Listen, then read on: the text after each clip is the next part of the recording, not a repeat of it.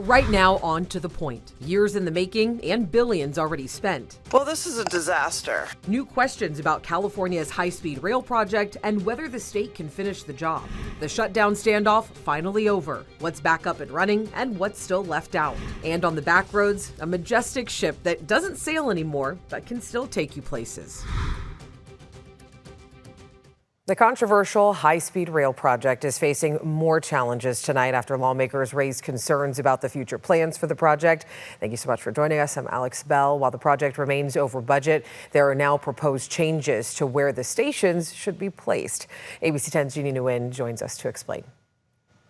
Alex, the potential changes to where the locations of the high-speed rail stations was quietly suggested by the High-Speed Rail Authority, and it has lawmakers saying it lacks transparency. Still, authority officials are committed to seeing this through. Well, this is a disaster. Democratic Senator Catherine Blake Spears referring to the high-speed rail project. I really want this to be successful, and just hearing these things makes it seem like we're proceeding on a wing and a prayer. This week, lawmakers on the Senate Transportation Committee got an update to the controversial high-speed rail project.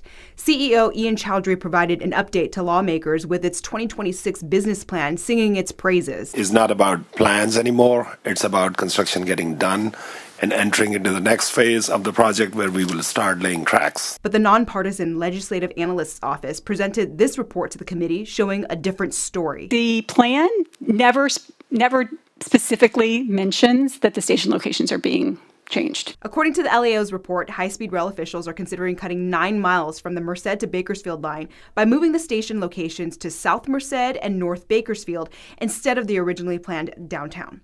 The LAO and High-Speed Rail Authority says this plan could save $14 billion, but Republican Senator Kelly Sayarto argues this wasn't done in a transparent manner. Please quit playing games with our minds here. If you move it, it costs this much and you save $14 billion. If you don't, you have to do all this other stuff and it doesn't save $14 billion. And if the business plan to be viable requires you to move it, then say you have to move it. The LAO's report also mentions the funds are not there from the state to finish the project, estimating the Merced to Bakersfield line to cost $36 billion and the San Francisco to Los Angeles line to cost $231 billion. But Democratic Senator Dave Cortese says this isn't new information and private investors could be the saving grace. Private investors who are very, very interested in coming in and paying big money to control, all of the retail. There's mega malls that go on top of these high-speed rail transit stations. They're not like ordinary commuter rail stations. They're huge. High-speed rail board member Emily Cohen echoing the importance of finishing the project. If this doesn't get done, costs go up, way up. And so we need our elected officials and we need constituents to make noise about how important this is for getting this project done. High-speed rail does not have control over this. The High-Speed Rail Authority has essentially a month to finalize the 2026 business plan to present to the legislature. Senator Dave Cortese, chair of the Senate Transportation Committee, tells me he expects the business plan to address and clean up the concerns brought before the authority. Alex. All right, Jeannie, thank you for that update. Well, tonight, oil prices are heading back up. Prices for Brent crude, the worldwide benchmark, briefly rose above $125 per barrel this morning before falling back down to about $115 per barrel. Now, the hike in cost comes after President Donald Trump held a meeting with top advisors saying that he wanted to extend the U.S. naval blockade of Iranian ports. Recent talks between the U.S. and Iran also collapsed, which in effect has kept the Strait of Hormuz shut down. Meanwhile, gas prices in the U.S. just reached a high not seen in 4 years. Take a look at this. According to AAA, the average cost of a gallon of regular gas sitting at $6.01. Diesel is even higher, with now an average price of $7.48. The gas will go down. As soon as the war's over, it'll drop like a rock. There's so much of it. It's all over the place, sitting all over the oceans of the world. And it'll go down. But what won't happen is if Iran had a nuclear weapon and used it, then the whole world is a different place. Speaking of the war, combative testimony on Capitol Hill today. Defense Secretary Pete Hegseth sparred with senators over the war in Iran. Hegseth appeared on Capitol Hill for the second day in a row, firing back against polls that show Americans overwhelmingly disapprove of the war, blaming Democrats critical of the military action. We are 2 months into a historic military success in Iran, and you want to call it a defeat. And it's defeatist Democrats like you that cloud the mind of the American people. Well, the Pentagon put the price tag on the war at $25 billion so far, but some senators saying that is a grave underestimate and pointing out Americans are paying even more every day due to rising gas prices. And another update, the partial government shutdown is coming to an end. Just hours ago, President Trump signed a bill funding most of the Department of Homeland Security, ending a record shutdown that began in February. The House approved money for key parts of the agency, including the TSA, but the bill does not provide funds for immigration and customs enforcement. House GOP leaders were under pressure to resolve the standoff before the House leaves town next week for recess. Speaker Mike Johnson answering questions today on why it took so long to pass the bill. We held the Homeland bill, the underlying funding bill, because we had to ensure that they could not isolate and eliminate those two critical agencies. We are getting those done now. We passed the resolution first. That was critically important for us to do to ensure that we're going to protect the Homeland. Congressman Kevin Kiley sent a statement on today's funding bill passage, saying in part, quote, the passage of the bill to fund DHS is 75 days overdue. Government shutdowns represent a failure of Congress to fulfill its most basic responsibility, and this DHS shutdown was especially unacceptable at a time of heightened threats to the homeland. All right, still a lot more news to get to. Make sure you stay with us. Coming up shortly, the legal fight over a growing merger. The legal fight growing over a merger media that impacts ABC 10. And then in our Champions of Hope, we meet a young girl who showed courage and calm during a frightening moment. And today, tied for the warmest day of April. Tomorrow is May and we're back in the 80s, but I do have a pattern change coming this weekend. I've got a full look at that forecast after the break. But first, another headlines tonight. The Texas summer camp where 28 people, most of them young girls, died last summer in a flooding will not reopen this year. Camp Mystics leaders announced today they are withdrawing their application for a 2026 camp license. The camp was under investigation over the camp leaders' actions during the flooding. Lawmakers said the camp had no real evacuation plan and waited too long to evacuate. The death of a woman who fell from a cruise ship balcony is being investigated by the FBI and California authorities. It happened Monday when the Carnival ship was traveling from Long Beach to Ensenada, Mexico. The unidentified woman landed on a deck below her room. In a statement, Carnival said their care team is assisting the woman's family members who were also on the cruise. And singer Britney Spears was charged with one misdemeanor count of driving under the influence of alcohol and at least one drug. According to the CHP, the 44-year-old was driving fast and erratically on the 101 near her home. Spears' representative said she voluntarily checked into a substance abuse treatment facility. All right, let's get a check of our weather here as we take a live look over downtown Sacramento. Another beautiful day. Temperatures are rising, though. Let's go ahead and bring in meteorologist Brendan Minchef. I have to say, I'm very excited for this weekend. It's starting to feel a little bit like summer. Yeah, a little bit like summer, but it's going to be cooler this weekend. So if you were looking forward to 85 on Saturday and Sunday, it's not happening, at least not this weekend. Pattern change on the way. 85 is what we saw today. Sacramento, 84 Stockton, 85 in Modesto, 73 Placerville, 64 in Truckee, and 63 in Tahoe. That 85 in Sacramento actually ties April 5th as the warmest we have been this month. But notice how many days in March we had that were warmer than any day that we had this month of April. 86, 87, and 88 three times, March 18th, 20th, and 29th. That's the warmest we've been this year. Now, we typically see our first 90 and 95 degree days in the month of May. So you can expect some warmer temperatures in the not too distant future.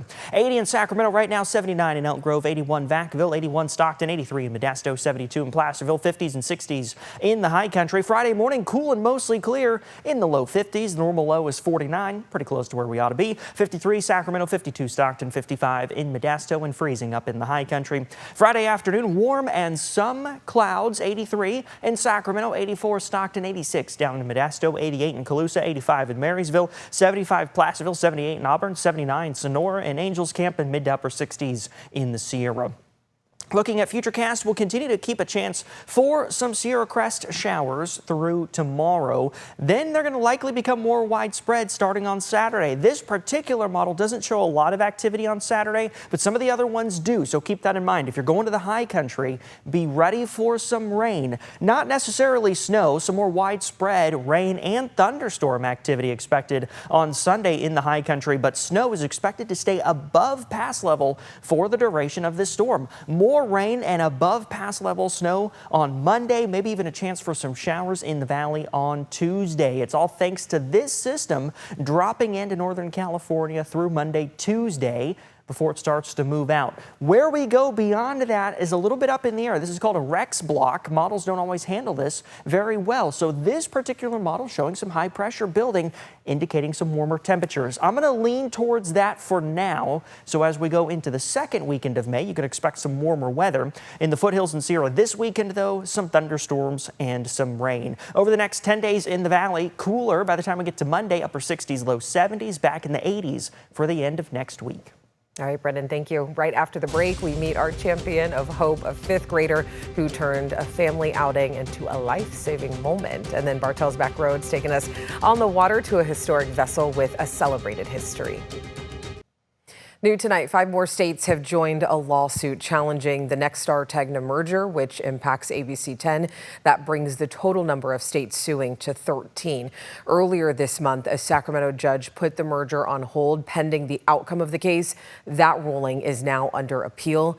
States and DirecTV argue the deal violates antitrust laws, could raise costs for consumers, and reduce competition in local markets. The $6.2 billion merger would create the largest broadcast group in the country. Now, in a statement tonight, Attorney General Rob Bonta said this lawsuit is now a bipartisan effort and, quote, state attorneys general nationwide understand just how important robust antitrust enforcement is to American life and what a rotten deal this is for consumers, for workers, for affordability, and for our local news. Also tonight, Ohio just reached an agreement with Nexstar over the merger. The deal focuses on 2 news markets in Columbus and then also in Cleveland, where Nexstar would own dual stations if the merger goes through. Now, in the agreement through 2030, Nexstar will maintain editorial, personnel, and production independence at both stations and keep separate news teams while preserving current levels of local programming. And also, the Ohio Attorney General said, quote, journalistic independence is a cornerstone of our democracy. I am pleased Nexstar has committed to upholding local news standards without going to court. Nexstar reposted that statement on X. No further comment was immediately available.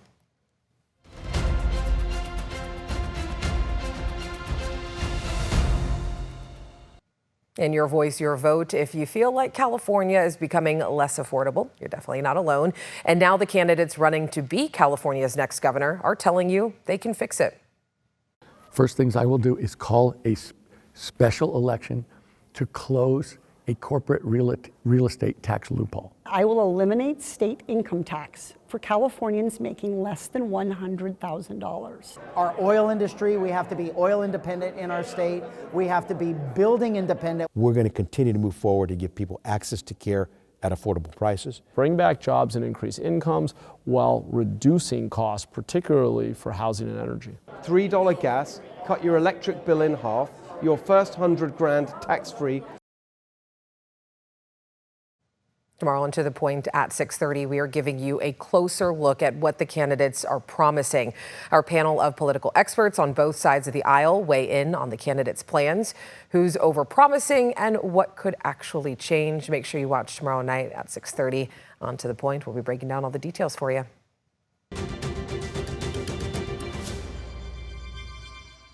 Tonight in our Champions of Hope, we're introducing you to Leilani. She had been looking forward to Modesto's 10K with a cop for months, even training with her school's running club and getting ready to run. But just before the race began, her mother suddenly collapsed in a crosswalk, suffering what doctors later said was a small stroke. But in that moment, Leilani, who is a 5th grader, she didn't panic. She stayed calm and she called for help, staying with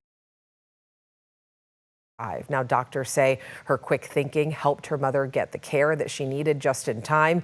In the days that followed, her school, Sinclair Elementary, first responders, and the community surprised her with a ceremony honoring her actions that you see right there. Her mom is now recovering and says that it could have been much worse.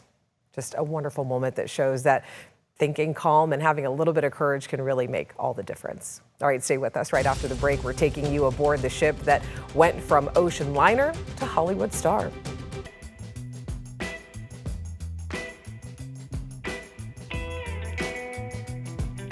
Well, you never know what you'll see on the back roads. Tonight, John Bartel takes us aboard the Queen Mary out in Long Beach, where Hollywood history and celebrity stories are still part of the journey.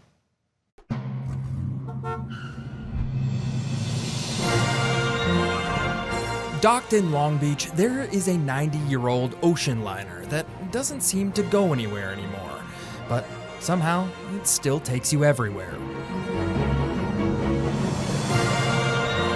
The RMS Queen Mary, once the fastest and most glamorous way to cross the Atlantic, is now a floating time capsule packed with Hollywood history. Celebrities, you can name them, royalties, dignitaries. I mean, everybody from Winston Churchill to JFK to Clark Gable, Cary Grant. First Officer Danny Rangel says, back in her heyday, this ship wasn't just transportation. It was a place to see and be seen. You rubbed elbows, and when I mean you rubbed elbows with the stars, you truly did. And while passengers were crossing the ocean in style, they were also stepping onto something that felt a lot like a movie set. They used to put a blank sheet in your menu so that if you met a celebrity, you could get an autograph. No way. Mm-hmm. Turns out, it actually became a movie set. Over the years, the Queen Mary has starred in dozens of TV shows and films like the 1972 classic The Poseidon Adventure and the classic Robert Redford baseball movie, The Natural. And what's interesting about movie magic is Robert Redford is in a ballroom in Long Beach, and then when he exits the space through one of these doors, all of a sudden he's on Fifth Avenue in New York. It wasn't just older films that took advantage of the Queen Mary. Modern productions film here to this day.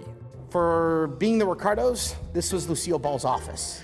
This was also used in Brooklyn Nine-Nine for a couple of scenes. This was also seen in the TV show Quantum Leap with Scott Bakula. Danny says there's a certain magic on this ship. One minute you're in Long Beach, the next you're in Hollywood, or the 1930s New York, or out at sea. Yeah, so if you want a period piece, you want something that's high scale, or honestly, if you're going to shoot something out on the ocean, but you don't want to have to worry about weather or waves or anything like that, why not come to an iconic vessel that just doesn't go anywhere anymore? During World War II, the Queen Mary was a real-life action hero. Because of her speed, she was put to service moving troops across the ocean. How fast can this thing go? She would go, top traveling speed was 34 knots, which registers around 40 miles per hour.